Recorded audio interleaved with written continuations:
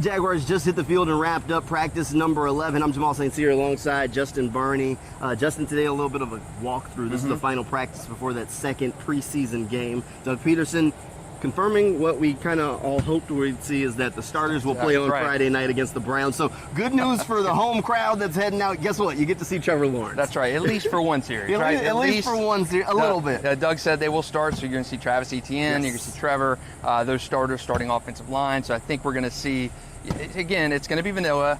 Not going to be a full game like we're going to see in week one of the regular season, but it's going to be names that you recognize, names that you know, and I think it's nice to see the home fans get that experience after last week. Right, and you know, this time on the grass, definitely important as they try and kind of gel as a unit. Doug Peterson saying that, you know, Trevor Lawrence needed this time because there's so many new faces around him, but, you know, the defense needs as well. I was talking to Foye Oluwakin earlier this week, and he kind of said, you know, I asked him if the unit could be elite. He said, when we're on, but we got to figure out how to get on and stay on. So I asked Doug today, how does a young defense do that? And he said, you know, reps on the field. That's the only way to do it. And honestly, he's right. Either you're together on the field or you're not, and those reps matter. Right, and it doesn't nothing replicates, even being out here in practice doesn't replicate those game reps. Right. That even, you know, vanilla game playing against the Raiders, Press Taylor talked about it yesterday, you know, it was scaled down to, you're just trying to still learn about your team, learn about your coaching staff. So it's not what you're going to see in the regular season. You're trying to implement things. There's nothing that replicates those reps against Raiders players, against Browns players, guys that you're not going against in practice every day. You can kind of take it up. Even Andre Cisco said today after practice, you know, nothing replaces reps like you get even in a preseason game. He's thankful for him being a young player. He's still trying to get back into the flow. So those preseason games, as much as fans don't like to see them, as much as we don't like to see those 4 quarters of preseason kind of second, third teamers, these players say it is invaluable. Very valuable opportunities for them. One thing that kind of came out of today's walkthrough, a lot of field goal opportunities. Ryan Santoso seems to have a little bit of an edge right now. Elliott Fry really struggling from distance.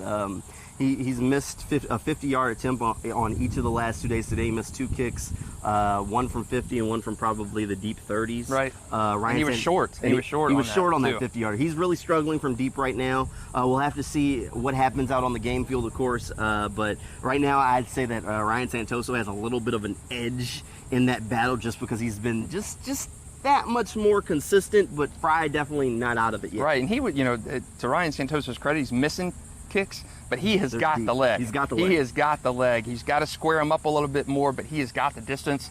The one he missed today was at about 55 yards. So, you know, they trotted him out for like a 60-yarder in the preseason game, trotted him out for a 55-yarder today, and he's got the leg. I think he just got to shape those a little bit more.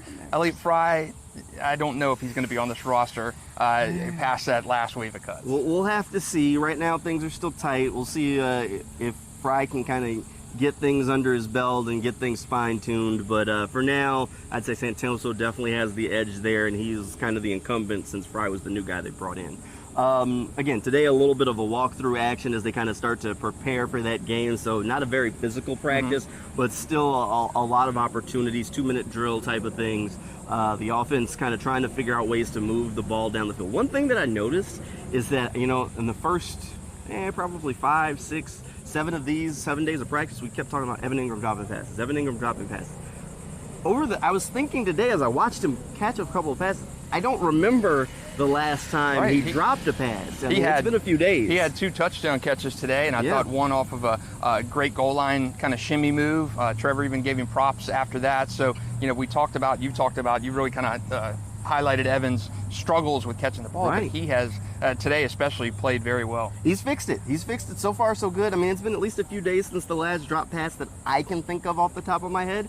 But it's good to see Evan Engram making these plays because the Jaguars kind of need him because he's definitely an explosive threat from that tight end spot.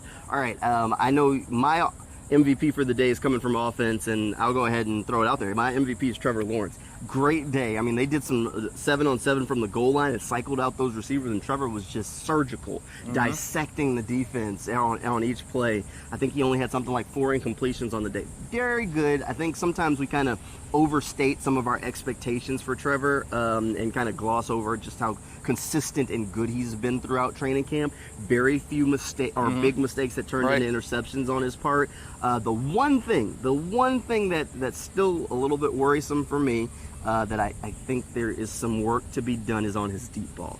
Time and time again out here on the practice field, we see him, uncork it, and it seems like it's always a step short, a step or two short. There was one, they were doing a 2-minute drill. He's looking for Zay Jones deep down the field, and Zay had kind of some inside leverage there, but the ball's underthrown. Tyson Campbell able to come over the top and get the breakup.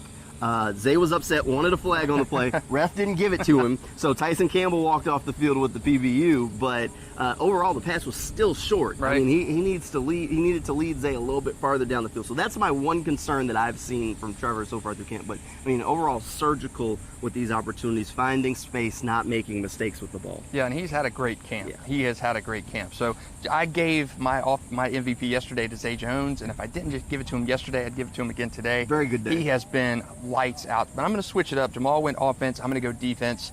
Kind of a package combination. I'm going to go Trey Herndon and Tyson Campbell. I think both of those guys have had amazing camps. Tyson had a fumble recovery at the goal line a couple days ago in practice that would have probably went back 99 yards for 6 if it was a game.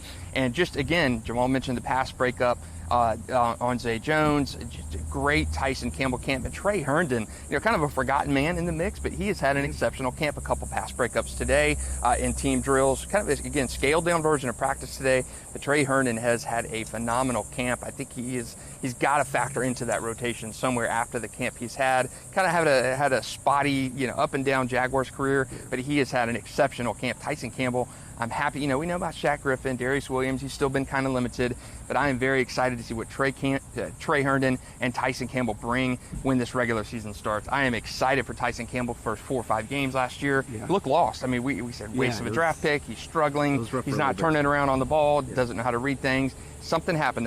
That switch flipped. He was a different player, and he has brought it every day in training camp. I have been very impressed with that Georgia player from his second year. I am expecting big things from him. And Tyson Campbell might be the best corner on this roster. Right, I mean, really. He's very close to being that. And Trey Herndon, just kind of that glue guy who just finds a way to stick around.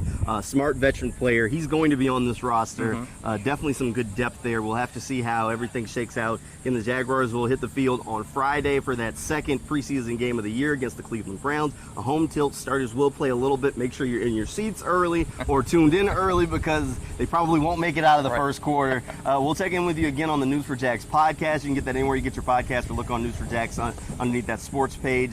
Probably one more time before the game on Friday. But for now, here at the Episcopal Knight Sports Complex, I'm Jamal St. Cyr, and this is Justin Barney, and we'll see you next time.